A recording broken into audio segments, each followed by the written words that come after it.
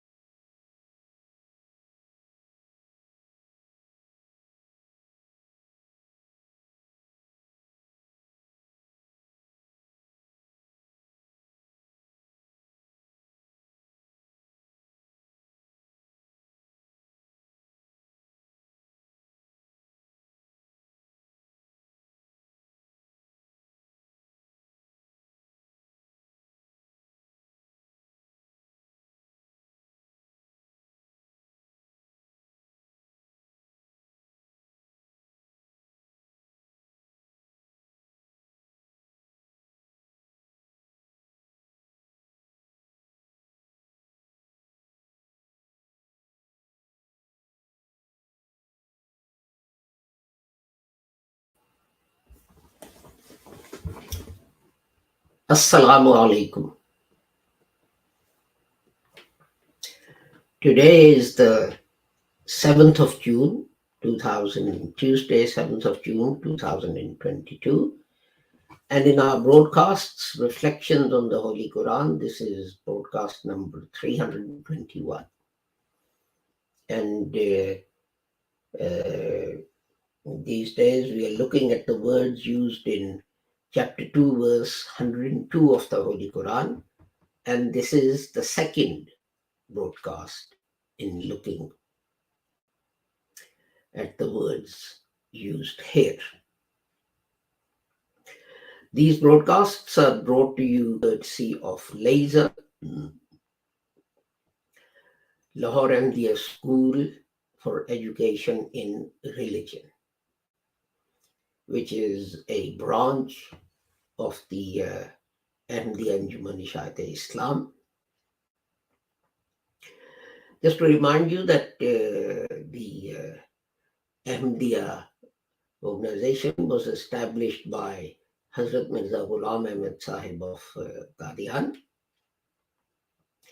And his teaching was that although other people say that after the Holy Prophet Muhammad sallallahu alaihi wasallam, another prophet, at least one more prophet shall come, this is incorrect, because the Holy Quran says that the Holy Prophet was Khatamun Nabiyyin, and the Holy Prophet explained that expression by saying, La Nabi Abadi, there is no prophet after me. So now no prophet shall come, whether an old one or a new one. Hazrat Mirza Ghulam Ahmad Sahib was a mujaddid in accordance with the hadith, which said that when Muslims need guidance, then mujaddids will come. And his distinction from other mujaddids who appeared was this, that the Holy Prophet in Hadith also spoke of a Messiah and Mahdi who shall come. And Hazrat Sahib said that those titles applied to him because of the work he was conducting. And he pointed out that Muslims are hasty in calling each other heretics and kafirs and out of fold of Islam and so on. And he pointed to a hadith of the Holy Prophet Muhammad, in which the Holy Prophet ﷺ said that if one reciter of the kalima says to another reciter of the kalima that you are a heretic, then this fatwa, this judicial decree, falls upon the person saying it. So we should remember that. And Hazrat Mirza Ghulam Ahmad Sahib also taught that other people say that some prophetic revelation has been left out of the Holy Quran, and some prophetic revelation in the Holy Quran has been abrogated and so on. This is untrue. Because God says, I sent this revelation and I shall guard it. So, if Allah is guarding this revelation, how can anything go missing from it or become abrogated or cancelled? And Hazrat Mirza Ghulam Ahmad also taught that although other people say that jihad means taking the sword and killing non-Muslims, this is untrue, because the Quran says, La ikraha fid din. There is no compulsion in religion. So he said jihad was defined by the Holy Prophet himself when returning from fighting. He said that Muslims are returning from the minor jihad to conduct the major jihad. And then went on to explain that the major jihad is jihad bin nafs, jihad, struggle with your own soul, with your own desires, with your own greed and so on. So we should remember these things. Let's now turn to the chapter, rather the verse of the Holy Quran that we're looking at these days. It's a very long verse, so I won't recite all of it. I will only recite the part that we're going to discuss. أعوذ بالله من الشيطان الرجيم بسم الله الرحمن الرحيم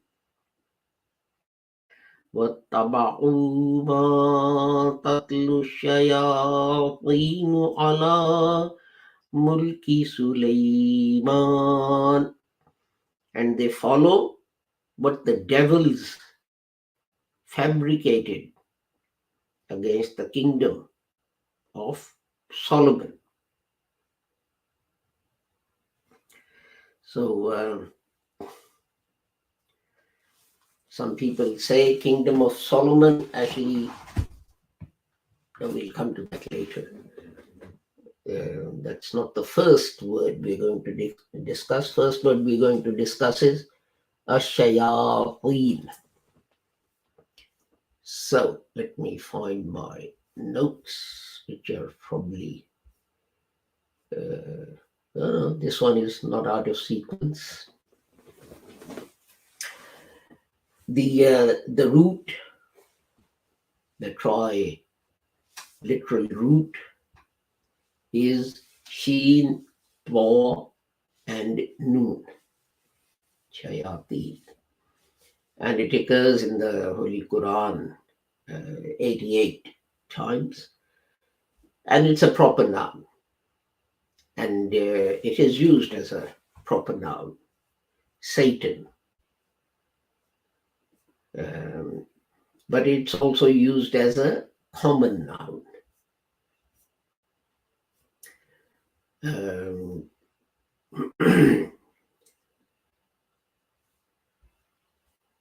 Yes, that's right.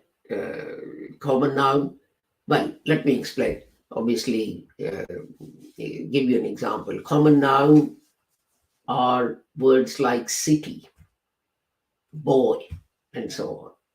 A proper noun would be, common noun is city, proper noun would be London or Swindon, because these are specific towns. Common noun is boy, proper noun is John, Peter, Muhammad, Shahid, whatever. So it's used in both these senses in the Holy Quran. Now there is some difference as there is always is. Some people say that the noon at the end, the n, ashaya, ashayapon, the n at the end, the noon at the end is a part of the word, and therefore the root is sheen wa noon, which means distance, far away. So the expression "Ghurbatun shapunun" means far from home, from your country, etc. Some disagree. They say that noon is not a part of the word. If that is the case, then the root becomes Shah Hamza Wa, and that means to burn with anger, to fire up with anger. And the Holy Quran refers to this as Khalaqal Janna Mim Marijim Min Nar, chapter 55, verse 15. That is, that the Jinnat, the devils or the jinns, were created from fire.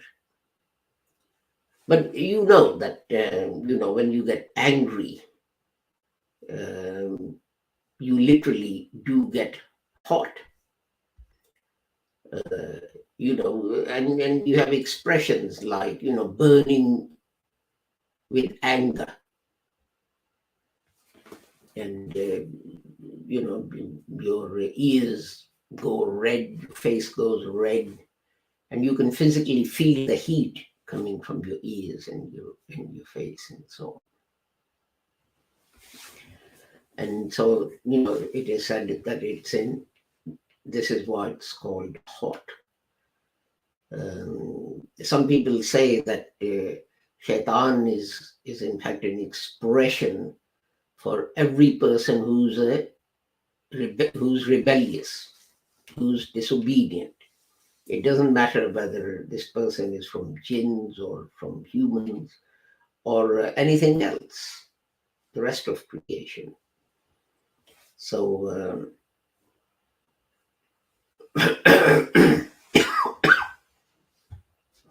in chapter 6, verse 13, Holy Quran says, Shayateen al-jinni wal-insi, and the devils amongst humans and the jinns. Now, translators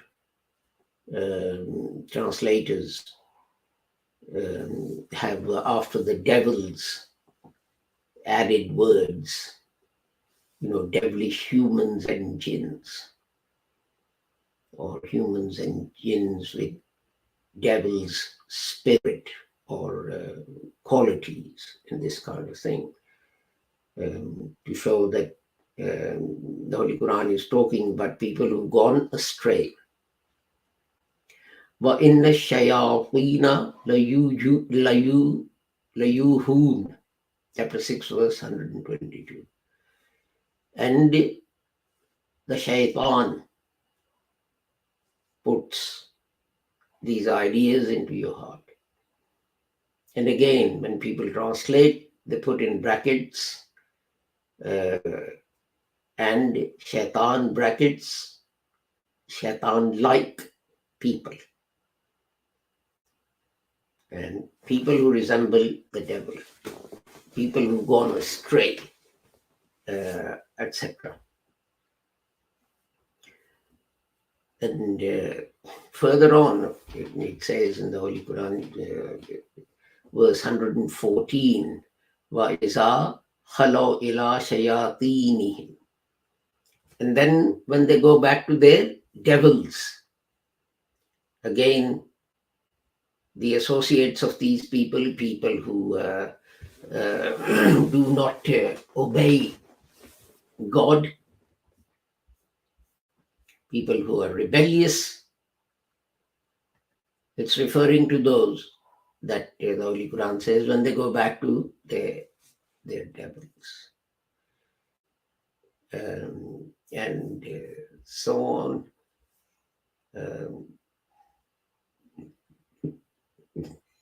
So this is generally the meaning that, in fact, I forgot to mention this in the Urdu broadcast, that Hazrat Musa, alayhi salam, Moses, you all know the story that he became angry and he punched someone and that person died. And Hazrat Musa, alayhi salam, Moses, says that was the doing of the devil. That was a devilish thing I did. So anything that you do when you're overcome by emotion is here referred to as work of the devil or devilish work. The next word is Allah, and that's a preposition. And it tells you where, over. And the next word, its root is meem, laam, kaaf. And it occurs in the Holy Quran. Well, based on those three letters, there are 10 words that appear in the Holy Quran. And 88 times as malak. And 48 times as mulk. And 44 times as malakat. And 15 times as Malik, and then Malkut, and so on, and lesser times. So, where are my notes on this? I need to get them back into order. Oh, just a minute. What's up?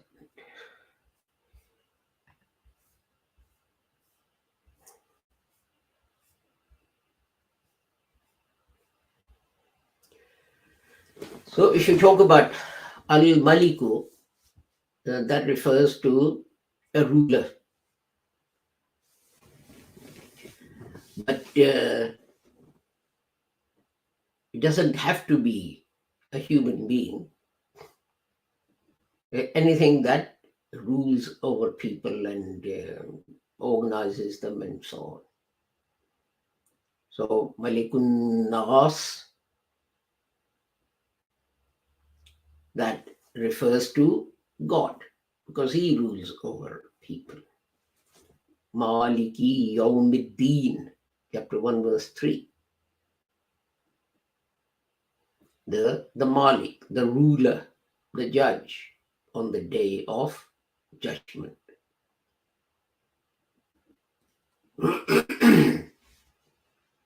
So, in the same way, it says, Lamanil mulkul yawma lillahil wahidil qahhar. That is, that and who will rule on that day? It will be Allah alone, no one else. Another derivation, milkun, it either means literally someone who is ruling or someone who has the ability, the capacity to rule, although he may not actually be the ruler. but he has the capacity of being the ruler.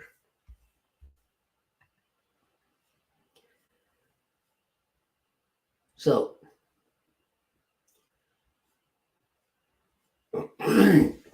in chapter 5, verse 21, the Holy Quran says, "Is ja'ala fikum anbiya'a wa ja'alakum muluka,"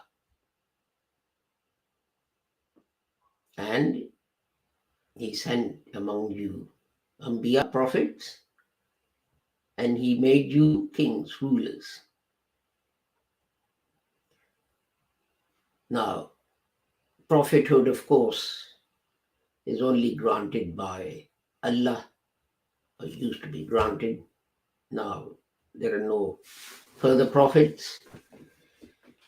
So, I mean, you can't fast and do good deeds and pray to be made a prophet.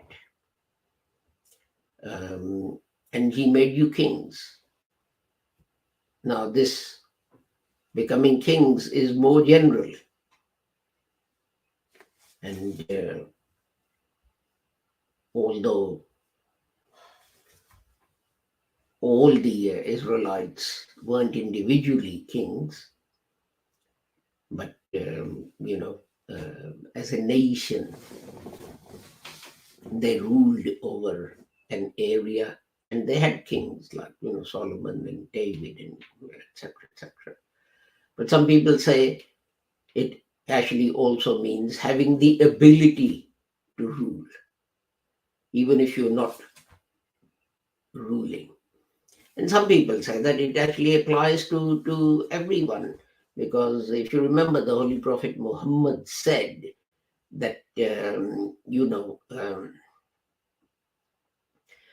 everyone is a shepherd. The king is a shepherd of the whole country, and so on and so forth.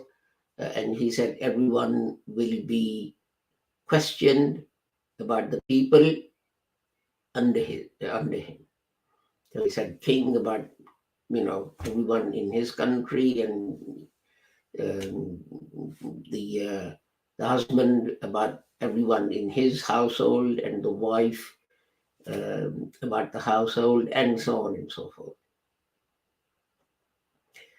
So people say that this applies to every individual. And the Quran says, فَقَدْ آتَيْنَا آلَ إِبْرَاهِيمَ الْكِتَابَ وَالْحِكْمَةَ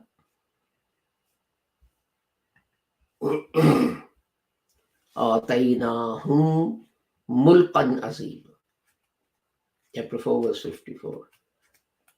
That Ibrahim alayhi salam, his progeny, he was given the book and wisdom and kingdom. But then God warns us that the real king, the real controller is him. Lahul mulku wa lahul hamdu. Chapter 64, verse 1. That he is the one who's really the king. Again, chapter 3, verse 26. Kullahumma malikul mulki tutil mulka man tasha'u watanzi'ul mulka mimman tasha'. Chapter 3, verse 26. Qul, announce, say, make it known.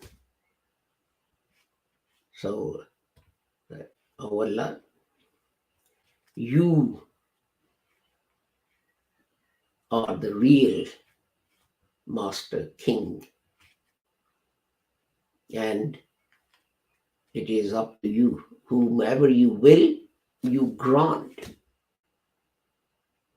the control, the kingship on this earth, and from whomever you choose, you take it away. So that shows that this word applies to someone who controls things. But the Holy Quran also warns us, وَلَا يَمْلِكُونَ لَا لِأَنفُسِهِمْ ضَرًّا وَلَا نَفْعًا وَلَا يَمْلِكُونَ مَوْتًا وَلَا حَيَاةً وَلَا نُشُورًا. Chapter 25, verse 3.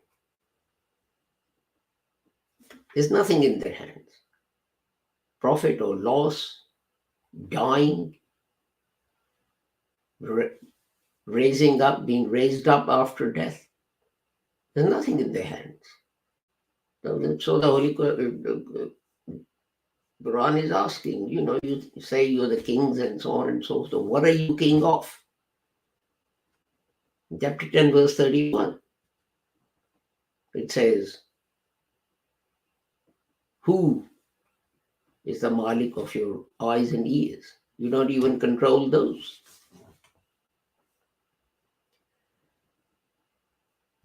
And another, a very important phrase to remember, which I want to explain, and although we're going to be out of time, it's all ma malakat aymanukum, chapter 4, verse 3. Or those whom your right hands possess. And it's very important to explain this, because this ma malakat aymanukum literally means, as I said, those whom your right hands possess, but it can stand for subordinates. You are in an office, so the office manager, everyone under him, this applies to them. If at home you have people, you have home help, you come and, I don't know, do the cooking or cleaning or gardening or whatever, they come under that. And but what I want to talk about is that there's a list in the Holy Quran where all the people, all the women that men can not marry is given. And then at the end of the list it says, wal muhsanatu minan nisa'i illa ma malakat aymanukum. Now muhsanat can be translated as good women. Then you can translate this as this, that all pious women are unlawful for you except those that you have married. And if muhsanat means women who are already married, who have husbands, then it will mean that all the married women, it's unlawful for you, except the slaves which you already have, though they may have husbands elsewhere. Now, this phrase, ma malakat imanukum, which is also used for slave girls, is much misinterpreted and misused. This applies in a certain situation. For one thing, it refers to women who would embrace Islam and who would come over to Muslims. They would already be married. And the Holy Quran says that if such women come and join Muslims, don't return them to their husbands and so on. Their marriage is automatically terminated. So, marry them. So these are the married women that Muslims were allowed to marry. So it may be that illa ma malakat aymanukum means these ladies. But as I said, This expression is also used for slave girls. And people use this as an excuse to say, oh, well, you can buy women and, you can keep them as wives and so on, this kind of thing. But this is wrong. This is incorrect. You see, what happened was that such men and women, all the people only talk about women, such men and women existed in the society, in the Arab society, all over the world, in fact, at the time. So the question was, you abolish slavery, so what do you do with those? If you just check them out of the house and say, well, okay, you're free now, you can go, you can do whatever you want, where would they go? But another thing to remember is this. The British passed an act of parliament and they made buying and selling of human beings a criminal offense. Excellent. But then what happened? Many of the plantations in South America and many countries in Africa depended on that slave labor. All these slaves, they were freed, they went away and so on. And all the plantations, etc., were going to ruin. So a new form of slavery was invented. And in fact, I'm talking about, a couple of 100 years ago, a new form of slavery is in operation even now, where people in Bangladesh and other places are making designer shoes and shirts and this and that, which are sold at high prices in the West, but the workers themselves are actually getting very little money. This is a form of slavery. But in those days, what happened was, when slavery was abolished, indentured labor was invented. So people would go to, people living in Bihar and so on, British people, and say, look, this is not slavery, it's a 5-year contract or a 10-year contract. You come to us, we'll take you to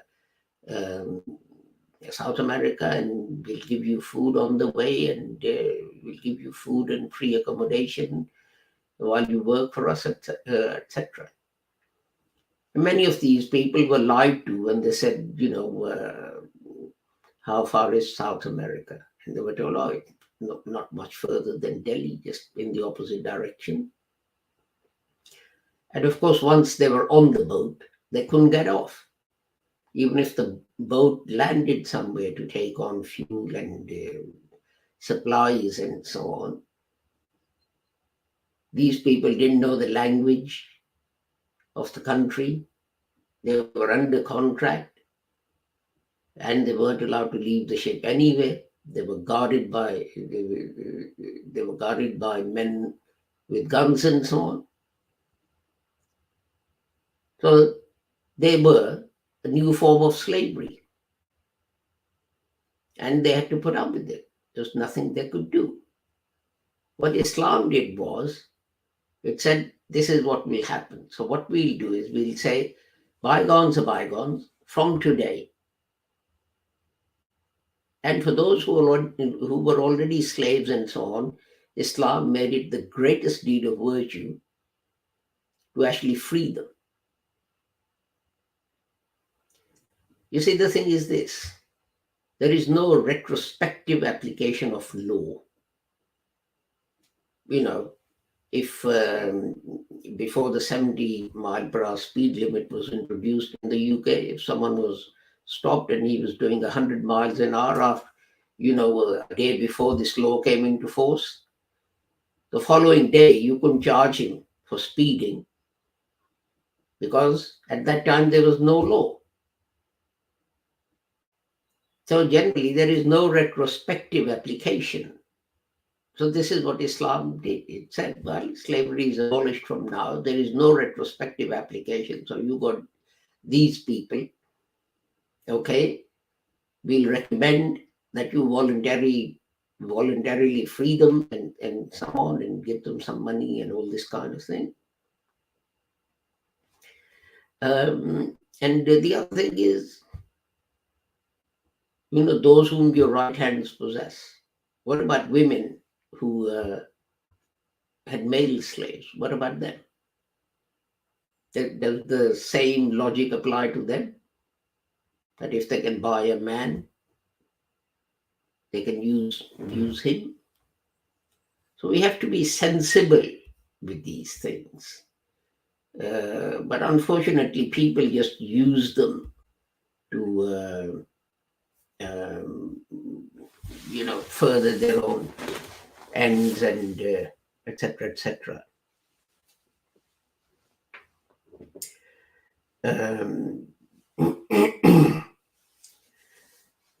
So I'm grateful to people who are sending comments, but unfortunately, I can't do both, broadcast and look at the comments as well. So I apologize that if I can't answer your comments. I'll have a look at them. Generally, they actually expand on what I have said. But with the prayer that whoever you are and wherever you may be, may Allah keep all of you safe and sound and free from harm. I take my leave of you until we meet again tomorrow. Assalamu alaikum, Khuda Hafiz, goodbye.